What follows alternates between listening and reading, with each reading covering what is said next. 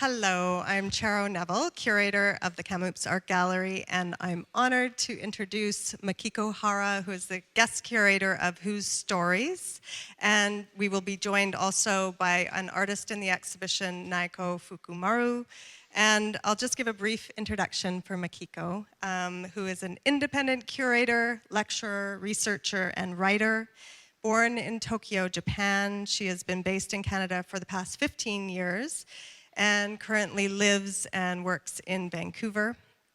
Makiko was chief curator at Centre in Vancouver from 2007 to 2013. And as you'll see in this exhibition, her curatorial focus creates platforms for dialogue and exchange between artists in Canada, Asia, and beyond. And Makiko recently received the Alvin Balkan Curators Viva Prize from the Jack and Doris Shadbolt Foundation in BC, just in 2021. So welcome, Makiko.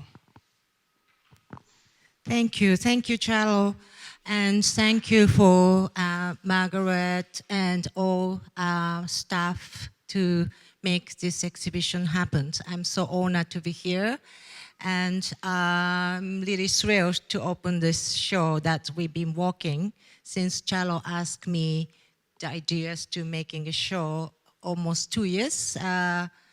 So it's been a very interesting time to develop the exhibitions called Food Story.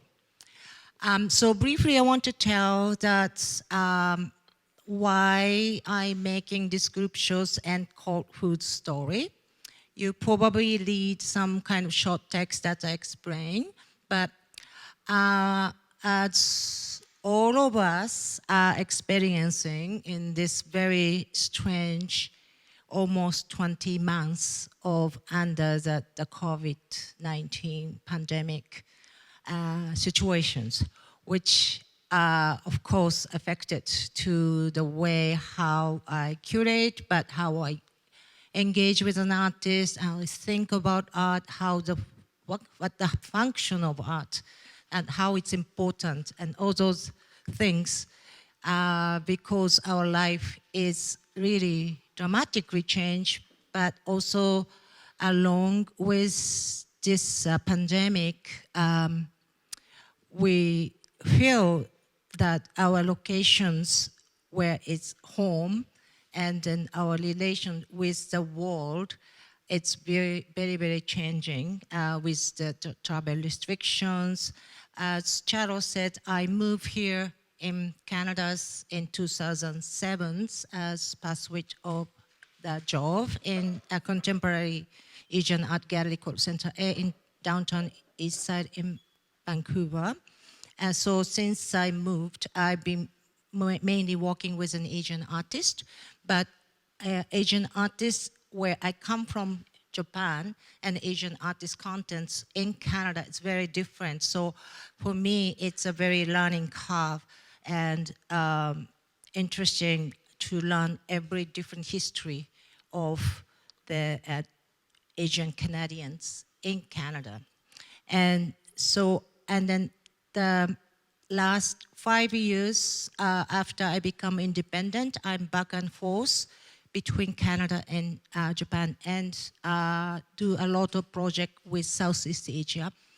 And so I'm start learning of also across the oceans, all those places in different places in Asia, how they carry their own history and how they related to the Canadian immigrants. So in this way, I try to engage and some dialogues between Canada and across the oceans. So that was my kind of curatorial ideas. And when I developing this idea of the exhibitions, then the situation really changed with the pandemic. I haven't been back to my home. I have a second home. My family is in Tokyo, Japan. So I haven't seen them for over 20 months. So, and I guess many of you having a similar situation that you can't see the family and all those things. So it's really affect me to see and then to engage online or remote to imagine how their life is. And also we start getting a news, many like a political applies. And so over the 20 months during the pandemic, there's so many things that we learn what's going on in the world, and unavoidably that's many environmental crises. It's more planetary issues and then all those like rapid life before the pandemic. It's the times for us that we have to think, pause, and then think about. And so that's, and then, so in a way that we are in a historical moment, and I thought that it's interesting how individual life was affected by such a large historical event. And so I start thinking of the artist who has been walks through difficult situations, or their parents went to the war, or those lived experience for each artist talking through very personal voice. I wanted to bring it in to share in here, but in the same time, so this each 6 artists I invited to this whose story I'm gonna introduce each of them. Come from very different locations, from Japan, Asia, Indonesia, Philippines, and in a bit different generation and different background. But it's one thing is in common is that they kind of sharing of their lived experience, sharing a very personal story. But those stories are very interwoven of their family or it's kind of community or generations. So that's in the very interesting way they're talking from very different visual language about the personal story. So because it's very personal, I thought that we can reflect of our personal experience and how we can locate of their story and then engage as a kind of universal issues that we're facing in.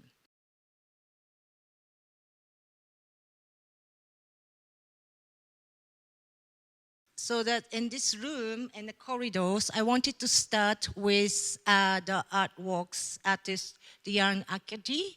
She is, this is actually in the first wall is come from the Kamloops Art Gallery's collections, where that she has a 2-person show in 2009. It's almost 12 years, and maybe some of you remember with the Brendan Hans called Sugar Bombs. And it's a beautiful show, and I know Diane since I moved to Canada about last 15 years, following her works. So she's been changed for her practice this day, and she is now the professor at America University of Art and Design in the print media. So print is her very kind of primal material medias to make artworks, but recently she does a lot of drawing and things. So those early work that I wanted to bring in this show to start this exhibition is that this is the series called The Further Adventure of Girls, not girls, girl, one girl.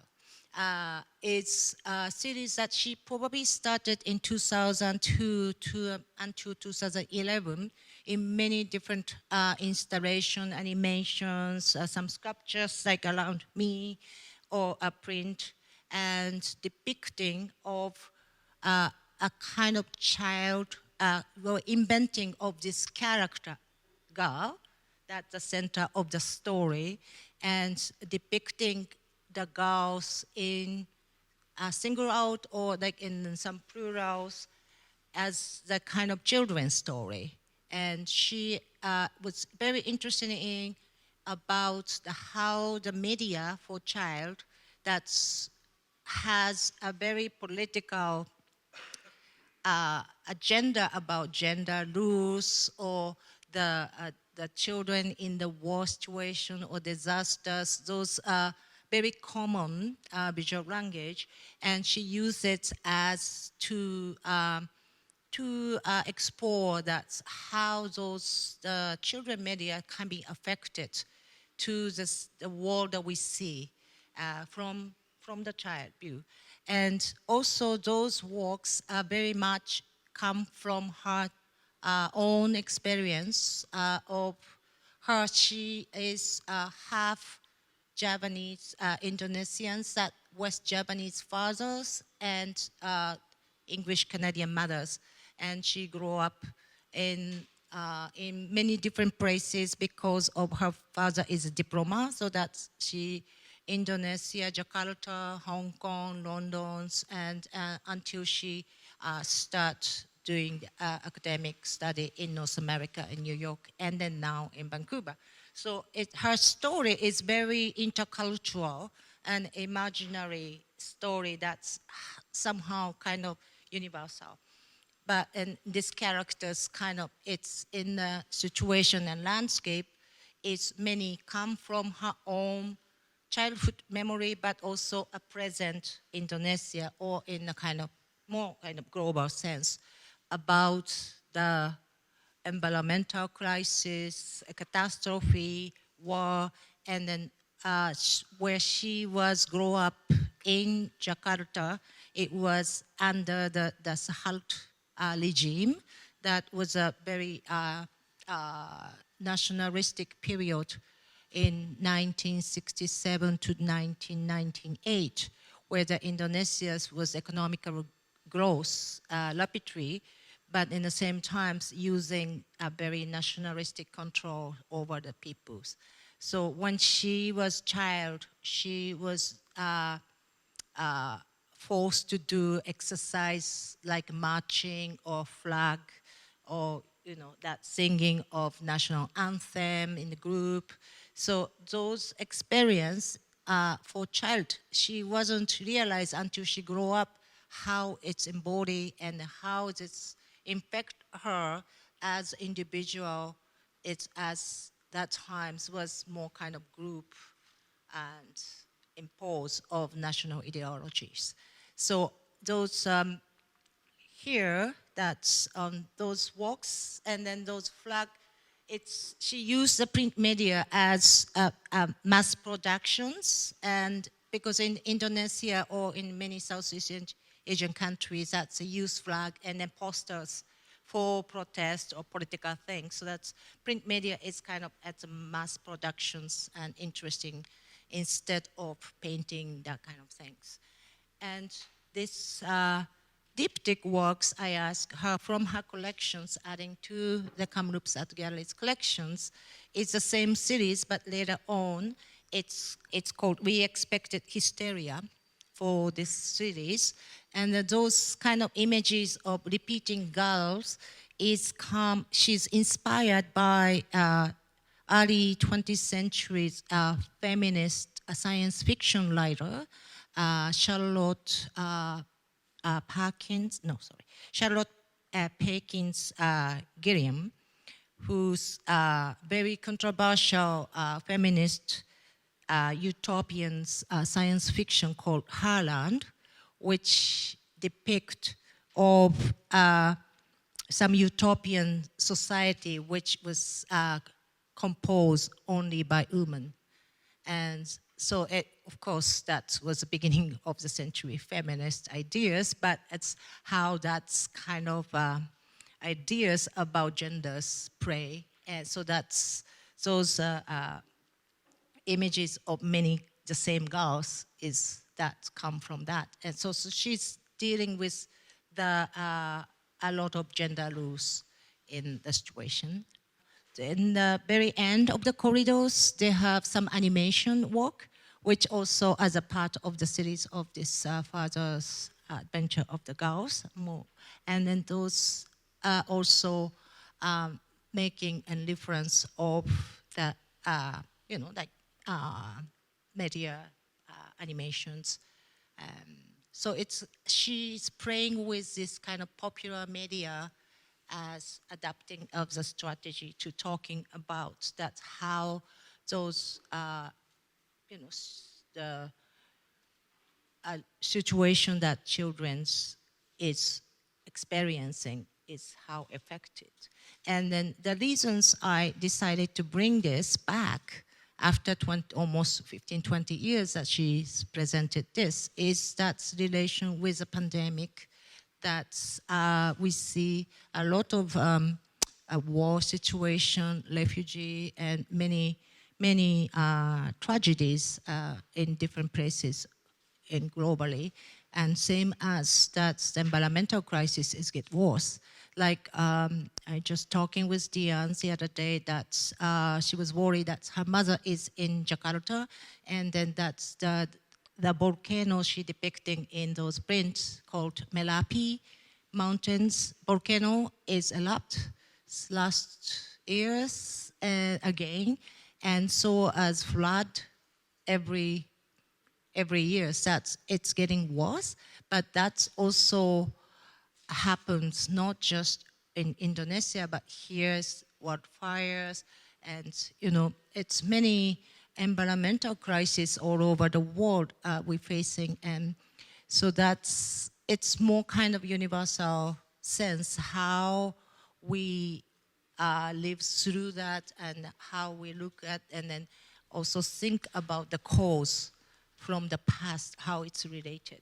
So I thought that could be a very interesting introduction for this food story, to think about that and then how those COVID period for living children, that how they affect for in the futures, how they see things, that's probably interesting to have for the next artists also examining about the children in the COVID situation.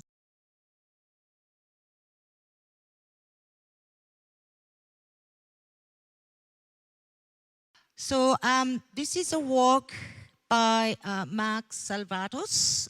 He was born in 1980s, so that he's about early 40s, and living in Manila in Philippines. But he come from Lukuban, which is about 3 hours by driving south from the capital city of Manila where he lived. So those two works that I presented, it's Museo Baanahau, and this mountains mural works, it's called That Day Most Eagerly Awaited. It's, he made different time, but it's correlated, and it's this mountains work is, he made it during the COVID-19 pandemic in last year. So I'm going to start with this Mount Baanahau, which is this is a mountains. It's considered in Philippines as a holy mountain. There's a lot of pilgrims and sightseeing and tourists coming. Of course, not during the lockdown. Philippines has a really long, probably longest and hardest lockdown since the beginning, and it's still going on. And I've been working with Mark Salvatos and his partner Mayumi over the years, but they have a son, Yoji, who is 7 years old. The kids cannot go out from home. So that was arrested if take kids out. So it's all online education, and so it's a very, very stressful. And then also that over the COVID time, the Filipino government become a very difficult, and they have a lot of media censorship, political things. So they went through a very difficult time. And so in that situations, Mark this Mark brought this series that Mount Baanahau is about his hometown that he grew up, and so it's very much of this landscape form of his personality and identity, and the mountain as a site and carrying of many interesting story, including a lot of story about the Filipino very complex colonial stories started in like 16th century by Spain and America. So there are the mountains here that he decided in 2017, he decided to go back and forth of his hometown where most of the family is still live, and then start collecting of anything around the mountains. And also he started working with his grandfather's story. His grandfather was a poet, and this newspaper things is that the story that his grandpa made. And that's called Hamlet and the Golden Bull, which the story carry of the Hamlet. It's the guy who was a local hero against all the Spanish in the mountain, hidden, and the story related to with a golden bull. So it's those story in this, I think is this images is the hero. And so the mountains, according to Mark, is a site of many refugee and then also religious sect, political sect, all those people living there as for their paradise. And it's very interesting how the mountain community is conformed. And then, so that's his, how to say, so for example, that's those photos that he found it in archive, and it's called Lukuban's World Art Fair or something. And then he found it's kind of UFO depicted in a very strange, this triangle images that he used it for this museum setup. And this triangle images is kind of suggesting of this all different narrative around the mountain. It's not necessarily a chronological story, but it can be interpreted in a different direction and different time. And so then in the UFO, that's the mountain, Mount Baanahau is not only the religious site, it's famous kind of urban myth of the UFO arriving and then witness and blah, blah, that kind of thing. So Mark kind of using that ideas for this museum, but at the same time that's this world fairs, why these pictures, it's probably it's a fair as a kind of propaganda of the time in 1950s and 60s when Philippines was under the Americans' influence and colonizations. And so that was very much of the Cold War, space war, that kind of story behind of these pictures. So so Mark Salvatos, that his family name Salvatos means savage, and so his strategy as making art, and himself, his old art project is called Savage Project, as he collect all those story or debris or found object and things to telling their story, complex story about Philippines and also his community and his conditions of the life in Manila. So then this work, the mountain, that day is most eagerly awaited, is made during the pandemic. that, as I said, that his son, it's mostly dedicated for his son that who cannot move and go living under the very stressful conditions. He used his father's story and making this video for his son, Yoji. So he made those golden bull paper mache things to pray with his son as bringing his own childhood memory of the place location in Mount Baanahau to teach his son as the world outside of his house.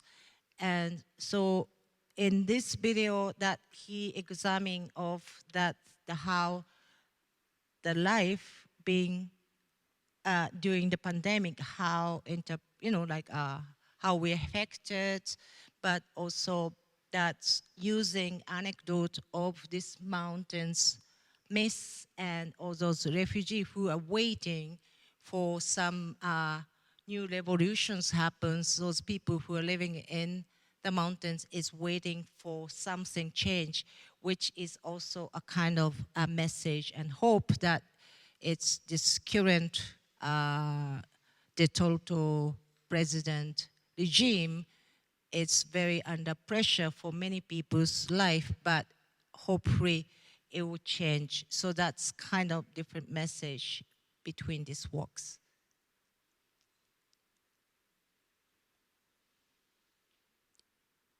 So if you look closer, those are the kind of the footage he composed of his video with his son, with the story, but also combined with his past archive video about the mountains that he collected over like those. And if you carefully listen, you can hear the gun shooting sounds or it's very subtle but things behind in this mountain.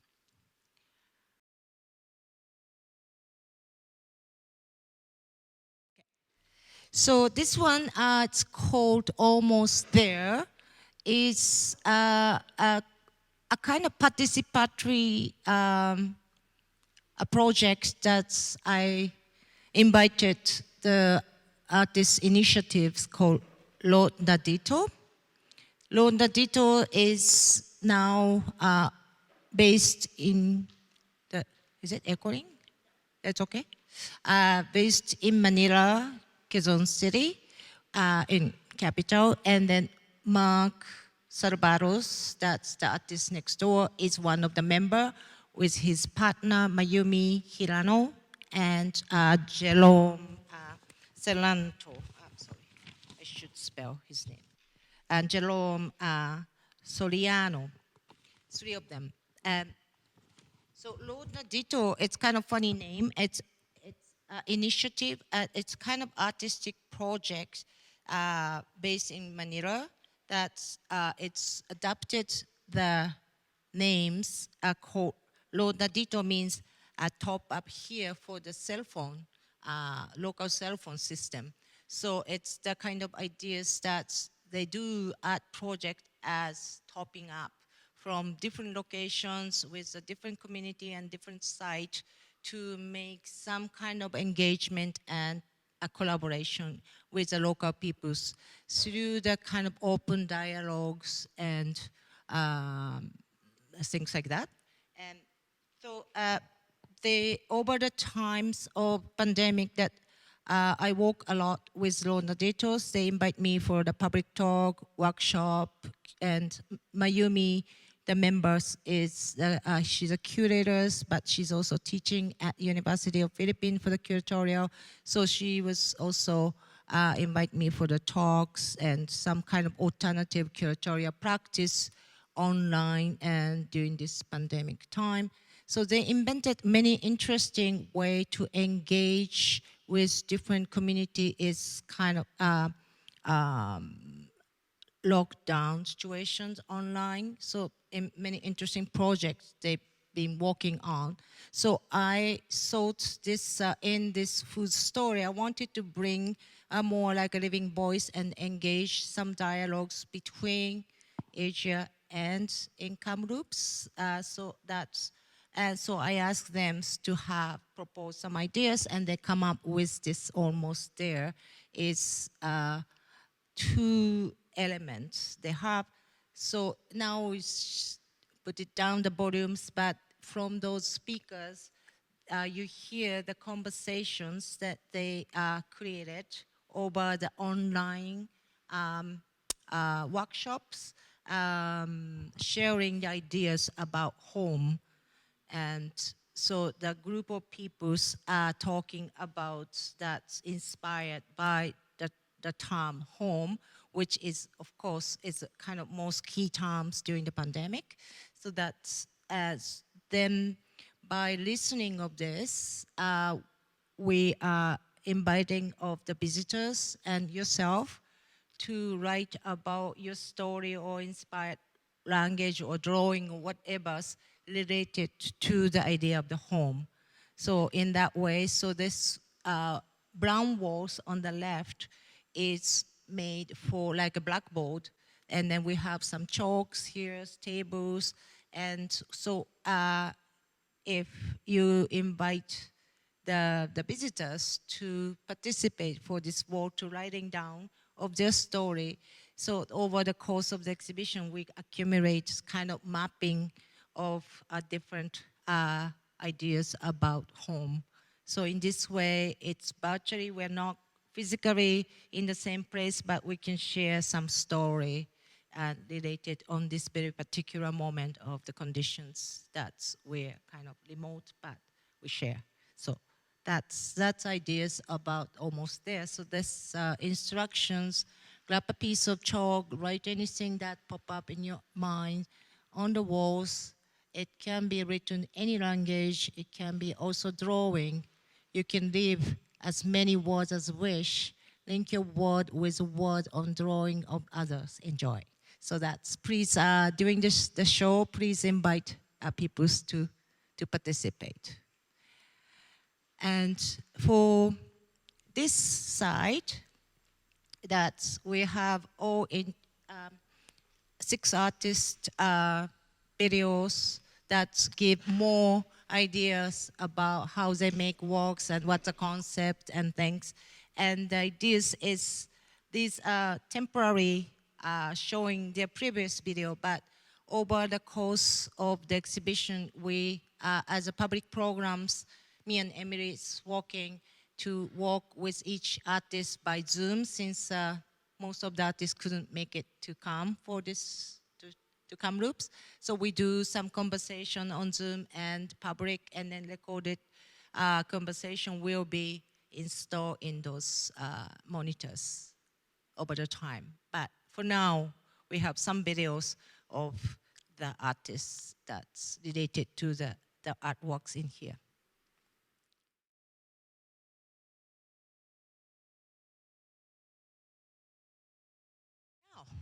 I'm very happy because I was so nervous to talking by myself and it's a bit overwhelmed. So I'm happy to introduce only one artist out of 6 could come to install her works to here. So I'm, Naoko Fukumaru here, my next. And I met her, I'm very brief because I want her to talk about her works. But I met her December last year through our common friend artist, very prominent artist, Glenn Lewis, who was also in a group show that Charlo curated in 2019, the summer.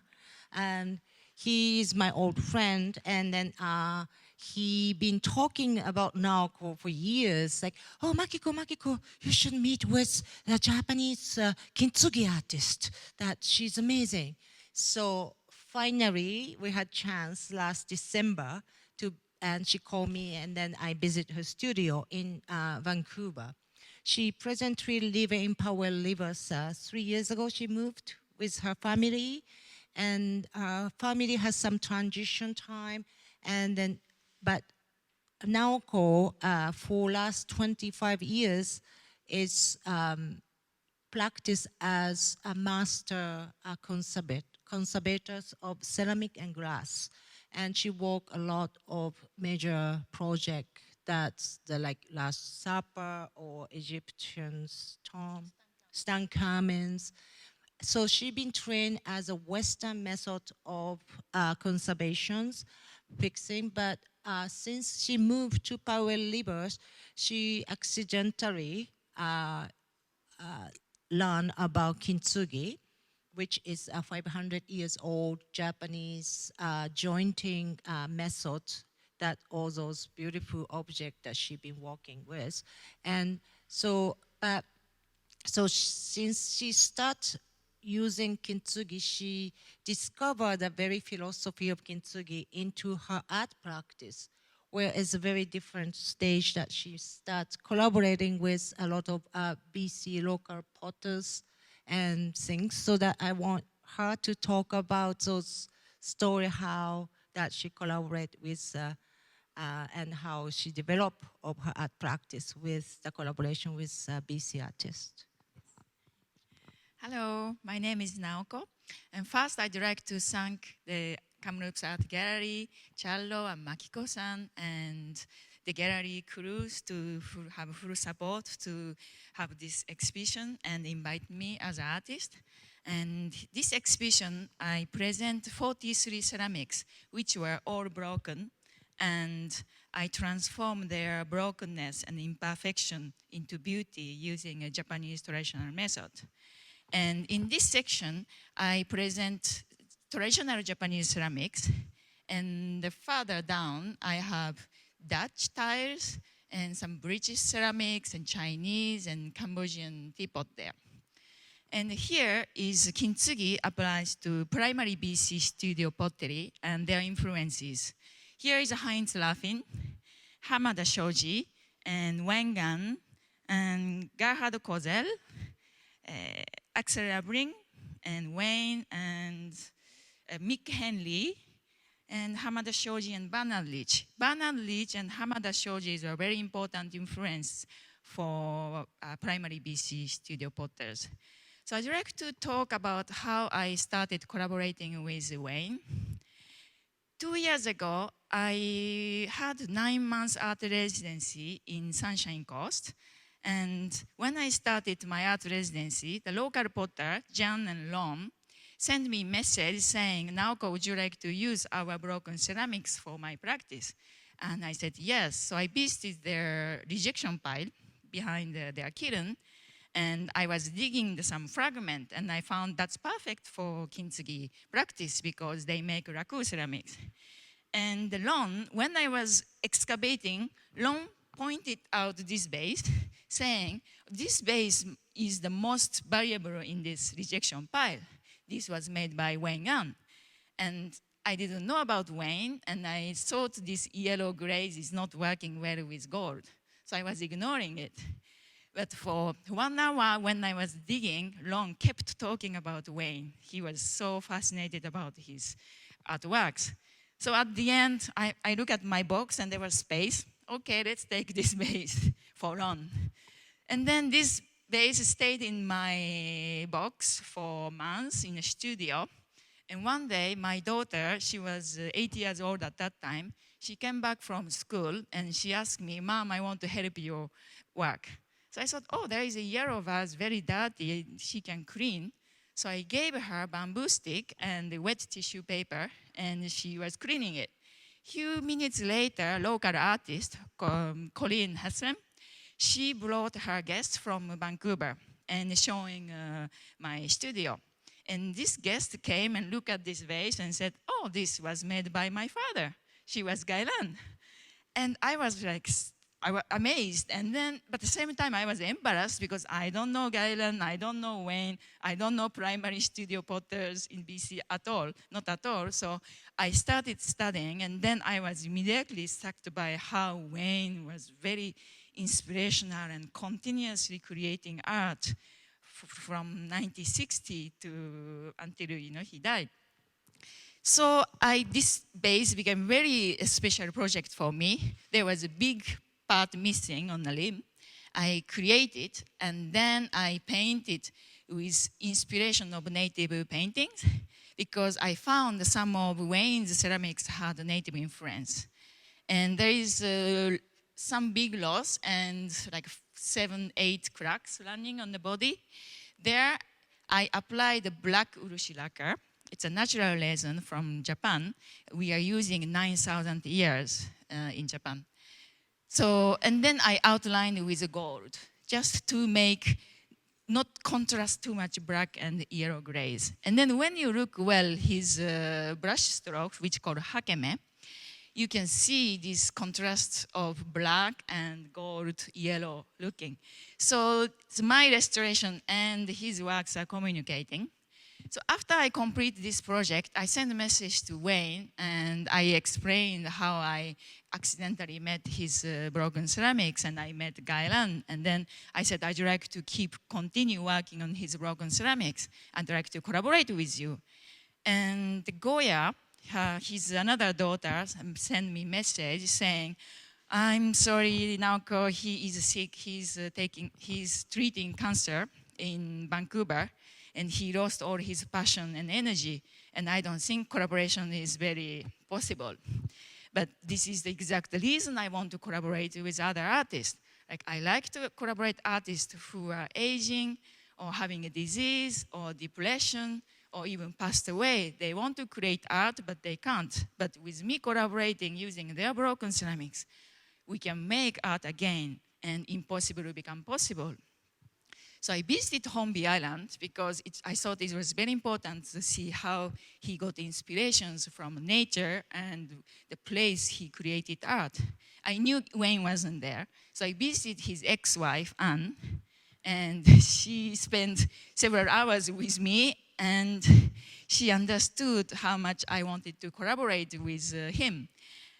But she said, oh, Naoko, don't expect too much. But at the end of the day, she disappeared in her storage room, and she brought this teapot. And then she said, this was found by Wayne in the garbage bin in Japan in 1970. And there are several cracks, and you should do Kintsugi and shows to him. So I was very honored and appreciated her support. So I did Kintsugi. And then I invited Wayne to my studio. It was February 2020.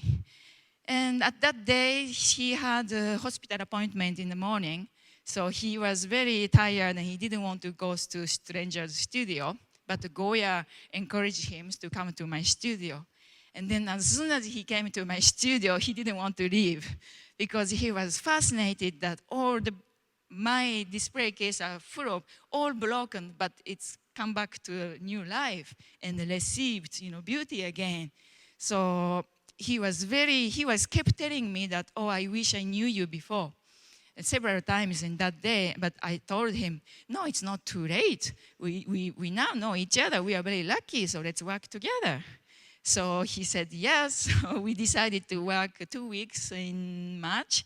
But just the day before I was leaving to Hornby Island, the pandemic came and we needed to cancel, and then he passed away.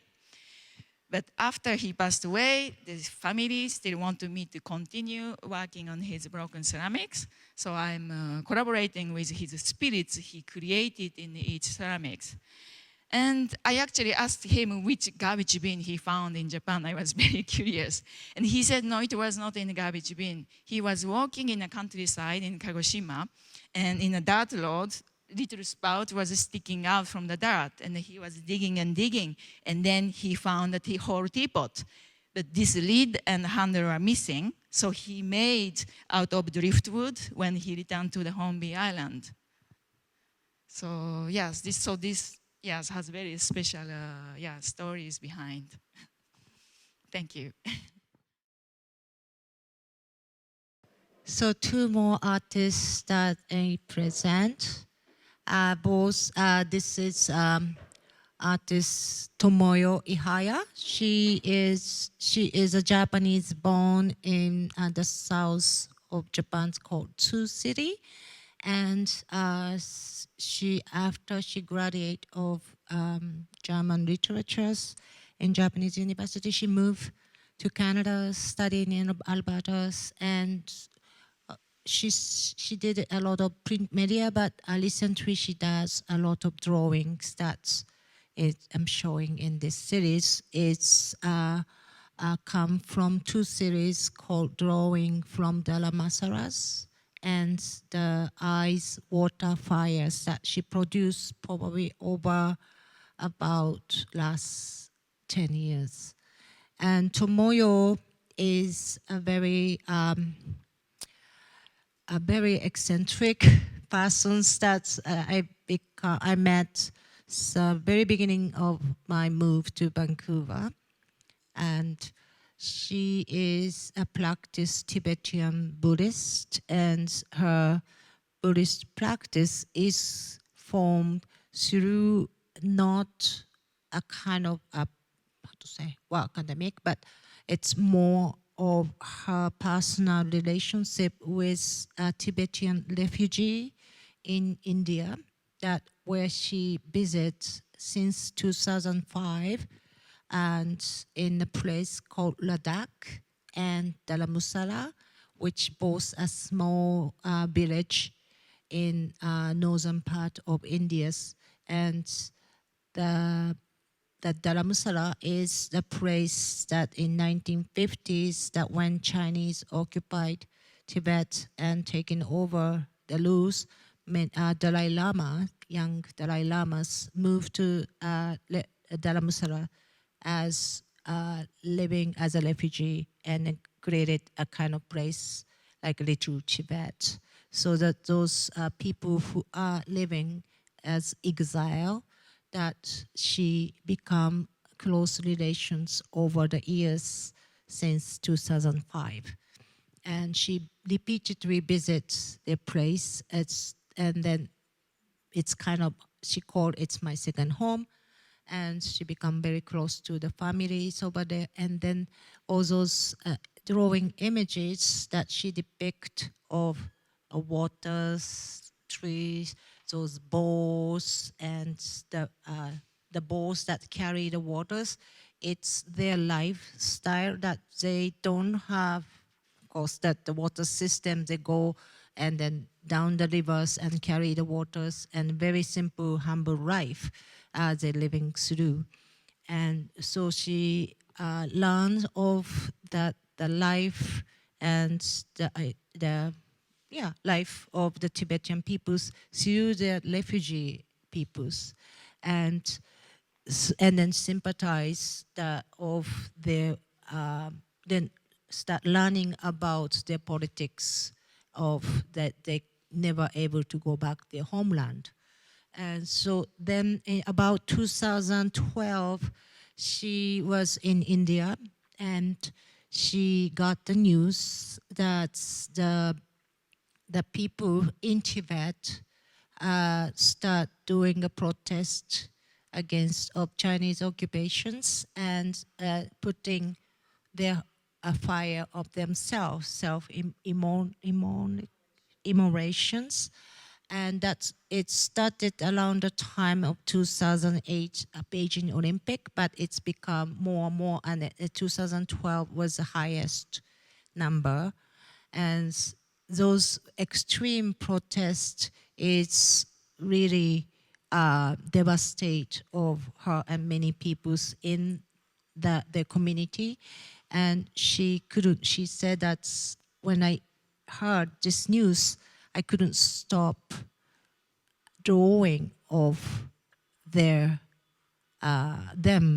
as for my mourning and grief, but try to think in all those individual people who has family or children, but why they devoted their life into their own home.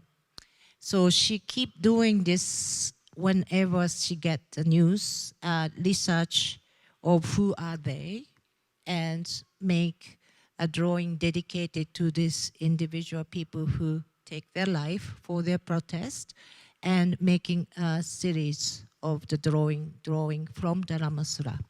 And those some series come from that.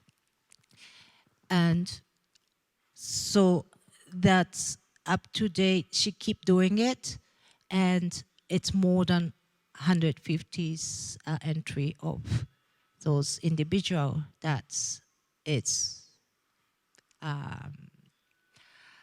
taking their life for their homeland.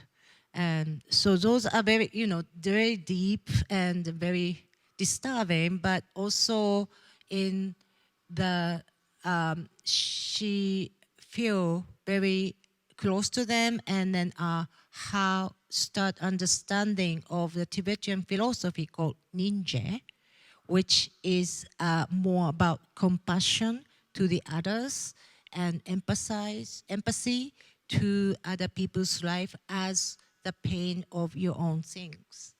So that how we can feel all other pains. And so those are kind of Tibetan philosophy that she's implied of her own art practice. And those beautiful paper drawings she produced in her studio, but some of them are very small and in the Japanese traditional rice paper, as where she been traveling in the last 20 years in many different places, not just India, but Thailand, Mexico, and quite recently more East Asia, like Taiwan, Korea.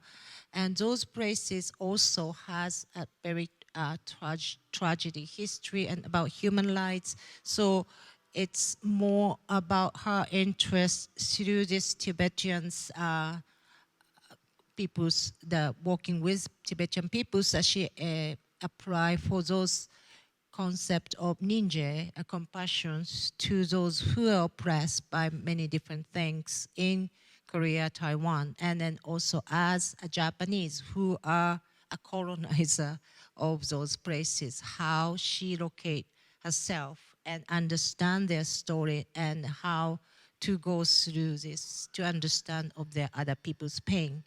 And those things are very much of what we have to go through as well in Canada and everywhere. It's like, that's a past history, how we understand that was difficult history to, and how that affect of people's life and generation to come, and then how we can change by learning of other people's life. So I found that Tomoyo's one is very extremely generous and very sincere and personal, and then also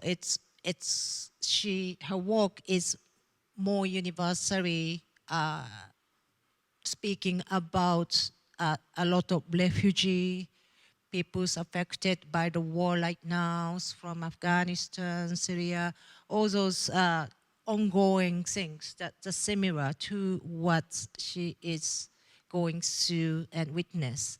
So her drawings always has some kind of iconic images: water, legs, hands, water balls, tree, and liver, and eyes. Those are very symbolic metaphor that she used repeatedly in her drawing. And those eye series, this is she made recently in Korea, that's using a kind of textile patterns of Korean traditional way that draw those thousands of eyes. And this is more older works. And she makes those as eye as a symbol of witness. And then she told me that whenever that's the peoples died and for the protests, there's a ceremony, like a morning ceremony called vigil, which is putting 1,000 candles, and then people pray over months for those people's life. And then when she was attending of those memorial, she see in the dark with some candle lights the thousands of eyes around of the people. So that's also recall of those memory, but in the same time, those are the eye that witness of what's going on in the world now. And so then also she put the using incense, fire incense, to make a hole around the eye, and making a hole all over this paper tapestry that's with this light through the holes. They have some kind of light behind. So those are lights that's kind of hope for those time, that difficult time we going through. And then those, that's also she used as the hand and foot, that's of people who escape as a refugee, to escape of the cold mountains and rivers, and so that she used as a metaphor. And so it's a very profound, very sensitive and beautiful drawing that's speaking of a very kind of tragedy history, but also wanted to bring the resilience and going through the everyday life and then keep the life going on, as using a metaphor of tree and river, such the life is going on. And so, yeah, it's Tomoyo. So it's many different story from different peoples, and so the Ujino is a Japanese artist, very, very different from Tomoyo. He's a sound artist. Okay, because the Ujinos is produce a new works for these exhibitions. That when I talk about this food story and concept, he said, I want to make a new works. So he's only one that's produced a new works and actually was making until very last minute. So we are kind of hustling, but he delivered it yesterday, so we're happy to install. And the Ujino is based in Tokyo, and he was born in '64, so it's a little older than me, and he and I actually come from the same neighbor. It's very Tokyo suburb, which used to be a farm, and then post-war, particularly in the 60s and 70s, it's rapidly changed into the housing place, into some more modern kind of kitsch, that supermarket and department store, that kind of things. But so those very kind of suburban mentality that he carry on, and it's that also very close to one of the U.S.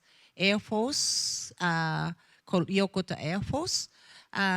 So some of the early works that we're showing in the resource video, it's called Plywood Stories, Plywood City Stories, which was his previous work that he made in 2017 to 19 as more kind of autobiographical work, that how his life growing up the post-war Tokyo is affected by this kind of transformation of Japanese cultures and societies become more Americanized, and how the relation between Japan and America, that's affected to his identity. And also he's like a musician, he's rock and roll, the band. So the music scene, industrial music and dance music, how being his incorporating of his art practice that you're gonna see later. That's all those kind of material culture of Western culture being how critically, but also ironically, he's using a lot into his art practice. And so the stories that is related to his new work called Home Movie. And Home Movie, of course, it's not a movie, but it's like a lockdown, homestay situation. He made everything at home. But also he this new 22 minutes video, he's kind of walking as a series of the story, but of him as living in Tokyo in the post-war, but also his mother. She's almost 100 years old, like 1907, and she went through the Second World War, but she was born in Manchuria. Manchuria, it's called Manchukoku. Manchukuo is the very short terms kind of puppetry government by the Empire of Japan, and during the 1930s to the end of the Second World War. So it was Japan invaded two parts of China and in the border of Russia and North Korea, and created a temporal nations that with a propagandas of utopic idea of 5 different races of East Asia living together in this new country. And that was that time. So she was born in there and raised there, and then the Japan got into the Second World War, and then it's defeated, and so the whole have to repatriate to Japan in 1946. But for her, the place doesn't exist anymore, and it was really like a dark history of Japan. But for her, it's like it's her second home as a memory carry. Like she was born and grow up, and those are the places that I went to the high school. So he made the interview of his own mothers talking about this pre-war and during war experience of this place called Manchuria, which is part of his own history, family history, but he never knows that through her personal story, he kind of bringing into this complex kind of narrative and storytelling of this home video. So it's her second hometown, whereas his hometown, Tokyo, all things, whole idea of home and home states and politics and transformation of politics between Japan, China, Asia, America is pretty complex loose. And so for but it sounds very heavy history, but his method and media is very funny that you hear some sounds, and you're going to see after this talk. But he's a musician, but he invented of his DIY sculptures, sound sculpture called that rotators. And that rotators is his artistic inventions of using of the Americans' mass productions of blenders, drills, hair dryers, and electric guitars, amplifiers, all those domestic kitchen and electric materials. And then he invented the rotator's head, which is a DJ players with a little kind of binaural stuff with some functions that she controls to connect all those the electric appliance sorry, as a band member. So they make a sounds, and then so he make in the different formation of installation and sculpture or they put on the tables, and then traveling in all many different Biennale, Triennale, or that's the places over the last 15 years as the Ujino and the rotators. That's as his band. So this sounds is that's he made a noise out of rotators. And then in this video that he start with the rotators in his studio as a part 1 as home studio, that he talking about this his interest in, and then ideas about how that the mass consumers post-war culture being affected and influenced to him to lead it this, but also he futures into the rotators of the three toy train, model toy train. It's two from Americans. One's I can't remember, Santa Fe, the Chief, which is kind of, and then also Zephyr. I can't,